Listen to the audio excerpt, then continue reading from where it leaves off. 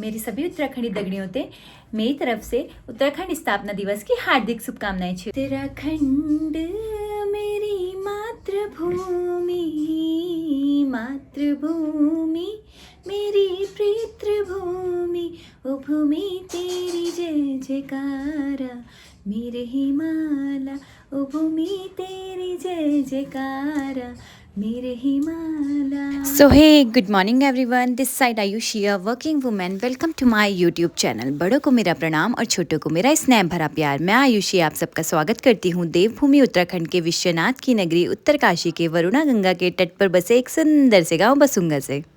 तो आज का ब्रेकफास्ट प्रिपेयर किया था दादी ने, क्योंकि किसी रीज़न की वजह से मुझसे आज ब्रेकफास्ट नहीं बना। तो चलो अब मैं हो गई थी रेडी, क्योंकि आज मुझे जाना था मम्मी के साथ कहीं। तो मैं सबसे पहले आ गई अपने मायके। जैसे ही मैं मायके आई तो छुन्नू वॉक पे जा रखा था मम्मी के साथ नीचे, और उसने मुझे देखा और वो जो भागा उसने मम्मी को वहीं छोड़ दिया। उसके बाद वाइटी भी कहीं से मेरी आवाज़ सुन के आ गया था, तो दोनों के दोनों आ गए मुझसे मिलने के लिए।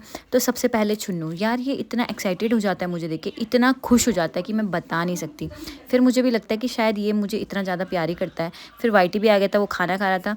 तो उसके बाद बारी थी अब छुन्नू को बाय बाय बोलने की, क्योंकि मम्मी और मैं जाने वाले थे आज अनायम मेरी मौसी के घर। तो हम लोग पहुंच गए थे अब अनायम मौसी के घर में।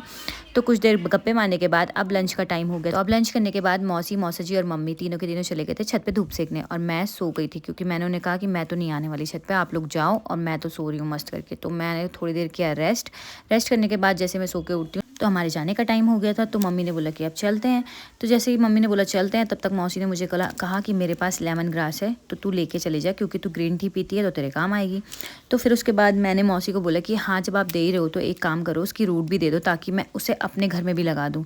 तो उसके बाद मैंने मौसी से लेमन ग्रास तो ली, लेकिन लेमन ग्रास के साथ साथ उसकी रूट भी ले ली ताकि मैं उसे घर पर ग्रो कर सकूँ। और लेमन ग्रास लेने के बाद अब बारी थी, एक और प्लांट मुझे पसंद आया। तो मौसी को देखो, मौसी दराती लेके आ रही थी। तो मेरे को एक और प्लांट पसंद आया, ये वाला। तो मैंने बोला मौसी इसे भी निकाल के दे दो, तो मौसी ने इसको भी निकाल के दे दिया। अब आगे की व्लॉग में दिखाऊंगी मैं आप लोग को कि मैं इसे कहाँ लगाने वाली थी और किस जगह पे लगाने वाली थी ससुराल में। तो चलो अब मौसी और मौसा जी को बाय करने का टाइम आ गया था। तो वो मम्मी को नीचे ड्रॉप करने आ रहे थे, और ये देखो तब तक मैंने सोचा मैं क्या करूँ। तो मैंने छेती देखी, देखो अच्छी लग रही थी, वैसे ये डेकोरेशन के लिए बहुत अच्छी लगती है। फिर मैं पहुँच गई घर, और घर पहुँचते ही मैंने अपने छुन्नू को किया बहुत सारा प्यार, क्योंकि मुझे बहुत ख़राब लगता है जब इसे हम अकेला छोड़ देते हैं। और ये देखो मैं इसे प्यार करी थी, ये गुस्सा कर रहा था मुझ पर, क्योंकि इसे अकेला रहना बिल्कुल नहीं पसंद, और मजबूरी में हमें रखना भी पड़ता है इसे कभी कभी।